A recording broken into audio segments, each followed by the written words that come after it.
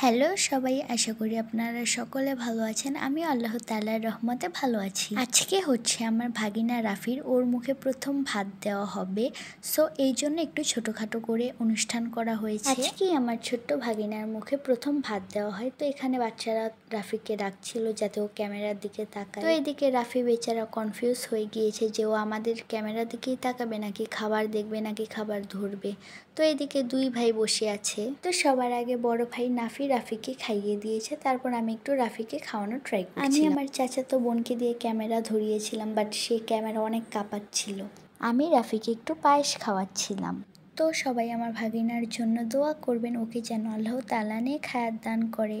তো আমার চাচাতো বোন ওকে একটু পায়েস খাওয়াচ্ছিল। এখানে রাফির জন্য ডালা সাজানো হয়েছে। মুখের প্রথম ভাত বলে কথা, এভাবে সুন্দর করে না সাজালে কি হয়। তো এইদিকে রাফি আবার একটু ঠিক মতো বসতে পারছিল না, মানে একটু পড়ে যাচ্ছিল। তো যাই হোক, সবাই মাশাআল্লাহ বলবেন। Thanks for watching. আল্লাহ হাফেজ, বাই।